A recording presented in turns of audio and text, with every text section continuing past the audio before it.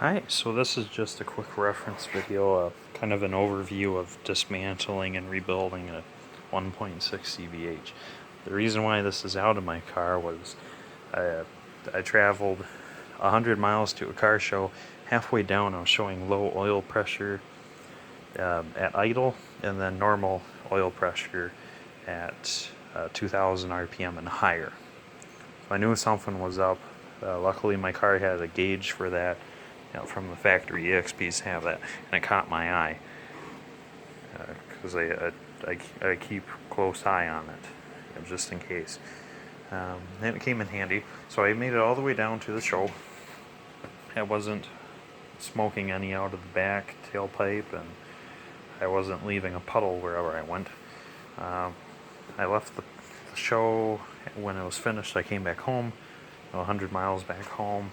Still did the same thing. So even with cold oil, it was reading low pressure at idle and regular pressure at 2000 RPM and higher. I parked it at home. I came out the next morning and there was a massive puddle of oil underneath it, and it was coming from one of a few places. It was coming from a few places. One, it was coming out of this breather bung here, shiny silver sucker. What that does is it allows the air to move freely between the crankcase and the top of the valve cover. Just inside the engine, just inside the valve cover, but on top of the head, so it can ventilate. Otherwise, you'd have air trapped down in here, and you'd have some issues. What had happened is my hose is old, and it got hard and brittle, turned into rock. It started dripping a little bit out of there, but it was also plugged with carbon. See how you can see through that? It used to not able to do that. So I'll have a video on what that's all about soon here. I'm posting that as we speak. And then I also noticed that the entire backside of my block was wet with oil underneath the head gasket, so I assumed that the head gasket was bad. I took it off, and there was some places where my oil and coolant were weeping out of the engine. I wasn't burning much in the head gas. I wasn't burning much from head gasket leak, but I was leaking a little bit of both from a head gasket leak. And then it was when I took the engine out that I saw that my rear main seal head gave out, because I had oil inside my tranny, a significant amount, and this entire surface was wet. My front was also somewhat wet, so I think my front seal went out as well, but maybe I'm wrong. So it's a good thing I took it apart. Originally, we were just going to take the oil pan out and poke that hole clear and free. But I took out one of the pistons, and it had a fair bit of wear on the bearings. You can see that's worn down to the bras. It lost the zinc coating or whatever they put on it, but the bottom was alright. And all four were more or less like that. So that need to replace the bearings, and if those are bad, my crank's bearings are probably bad too. Yeah, they were getting down there. My outer one was pretty worn, but luckily none of them are what I call rough. So these are worn, evenly worn, but they're not rough. There's no noticeable grooves or anything in them. There's no pitting. There's no chunks of dirt or debris, aside from me disassembling it and moving a little bit of oily filth around, but nothing from being inside the engine, just part of the disassembly, but I haven't cleaned it yet. We'll get there. I've cleaned my first piston, and I examined the bearings, and that's how I knew I'd go into the rebuild, but otherwise, these guys are a little rough. So they're definitely due, but But I also have blow-by with my engine, so we were going to replace the rings. That's why I wanted the pistons out. But saw the bearings were bad, so we ordered bearings. Bearings came in. I'm like, okay, well, we'll drop the pan. I noticed that the bearings were bad, and I thought, oh, okay, well, my cranks are probably bad, and yeah, they're worn. But anyways, disassembling this and reassembling it is pretty nice.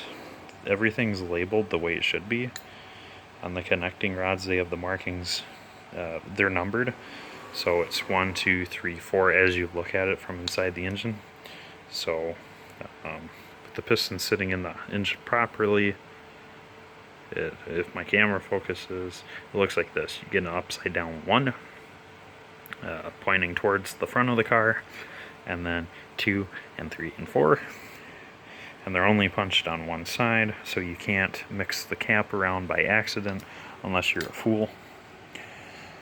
And it's like that on all 4, which is nice. They also do that with the main caps. The main caps are all labeled 1, 2, 3, 4, 5. For whatever reason, they didn't cast my number 4 very well, but my 5 is quite prominent, despite it looking like 3 there. But yeah, you keep them more in no order, you'll be fine. And they're all numbered in this fashion, like this, so that when you flip it over, still pointing at the. Because if I were to roll this engine back over, I'd still be looking at the front of the car. So when you roll it backwards, it lays out 1, 2, 3, 4, 5, just fine. And it's important that you remove these even if your bearings aren't bad, because what I found is deep down inside each of those little bolt holes, oil gets in there. Old oil.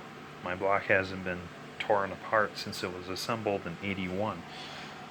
So it's got 38 years of oil sitting in there. Conventional from when it was first assembled to whatever oil the first owner put in there, and then even the synthetic that I've ran in there, my really nice expensive stuff that I put in this thing to try to preserve it, gets down inside there.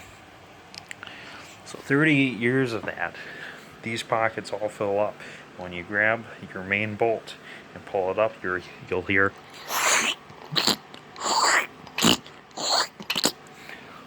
and because they're all pull it out and they're just covered in sludge. I had wiped this one clean, or I wiped it off at least, and it was just covered in sludge.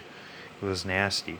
And the second you break this free, it's really tight, so the second you make the bolt turn, you'll smell it. You will smell it. It smells like 80, 90 in there, and the crap is thick like it too.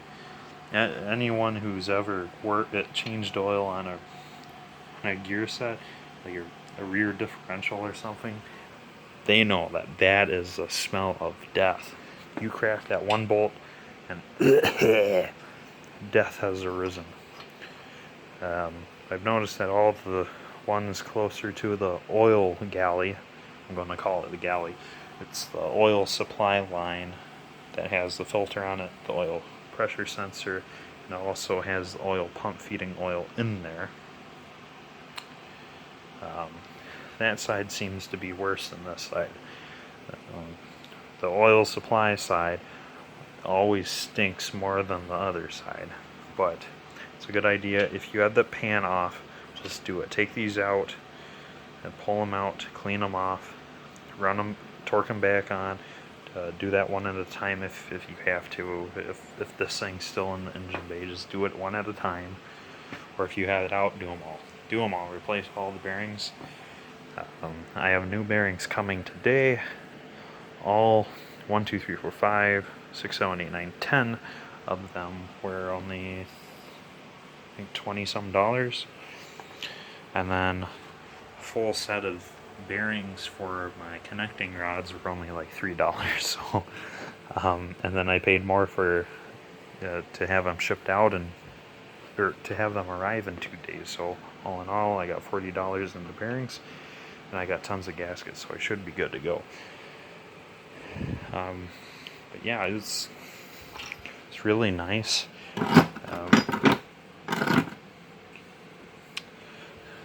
Rear oil seal, it's really easy. They just have 4 bolts holding it on, and unlike Chevy V8s, they don't have some bolts and some nuts. No weird stuff like that, unsymmetrical crap. The only unsymmetrical things are the gaskets. Front main seal, same deal. Just a whole bunch of bolts with 8mm heads on them.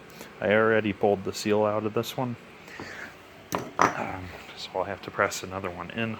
I think I'll have a video on how to tear that apart and clean it someday soon, because it's pretty interesting if you've never seen that. That is the pickup tube for the pump. That's the oil pump, just so you know. And I'll be replacing the rear seal here soon too. I need to do that today before I reinstall. But they also have gaskets on them. You need to replace those, and I can't remember if there's shimming involved with those or not. I'll have that info in the description, but make sure you have a really good manual for rebuilding these, because most Haynes manuals, they don't give you all the specs, and they don't give you very good illustrations, and they don't give you the right specs sometimes. Sometimes their torque values are a lot different than what you should be putting in there, and that changes everything. But we'll leave it at that.